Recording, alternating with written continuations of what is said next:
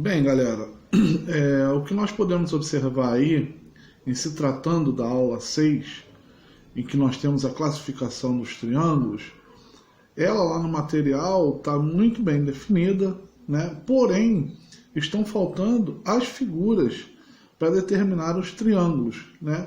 Porque a nossa classificação ela pode se dar de duas maneiras, ou com relação aos lados, ou com relação aos ângulos internos do triângulo. Lá escrito já está, o que falta é nós vermos as figuras. Então agora a gente vai ver as figuras para poder definir os triângulos aí da melhor forma, ok? Bem, os triângulos podem ser classificados de acordo com os lados, né?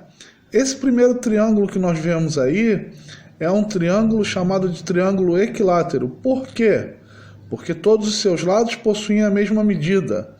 E um detalhe, os seus ângulos internos, que estão marcados aí de vermelho, também são ângulos de medidas iguais.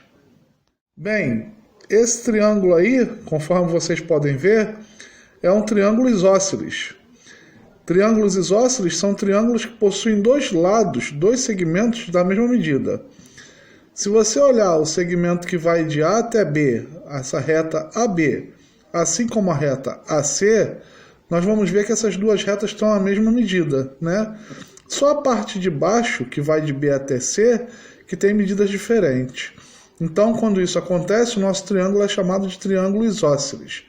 Observou que aqui nesse lado diferente nós temos dois ângulos sendo formados em cada uma das extremidades? Pois bem, esses ângulos que estão assinalados em vermelho, eles possuem a mesma medida, enquanto que o ângulo que está lá no A é um ângulo de medida diferente. Bem, com relação aos lados, a gente chega aqui no triângulo escaleno.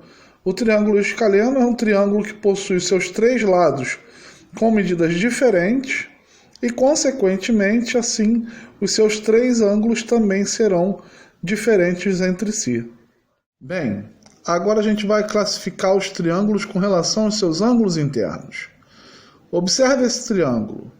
Eu estou colocando ali, ao lado, né, do seu lado direito aí, eu tenho A com acento circunflexo menor que 90, B com acento circunflexo menor que 90 e C com acento circunflexo também menor que 90.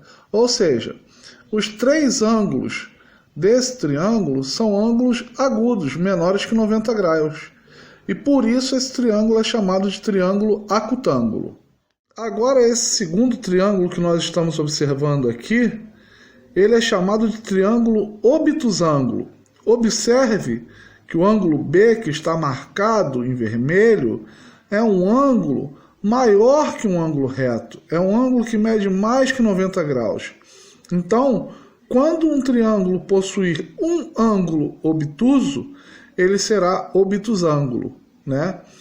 Vale lembrar que não tem como um triângulo possuir mais que um ângulo obtuso. Ok, pessoal?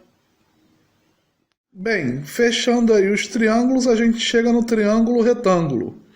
O triângulo retângulo é assim chamado porque possui dentro de si um ângulo reto, um ângulo de 90 graus.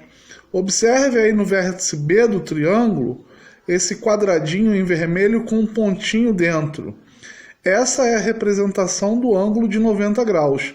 Então, toda vez que eu vi duas retas e entre elas esse sinal, significa que ali tem um ângulo de 90 graus, né? Para os triângulos retângulos acontece a mesma coisa que o triângulo obtusângulo. Não tem como um triângulo possuir mais que um ângulo reto.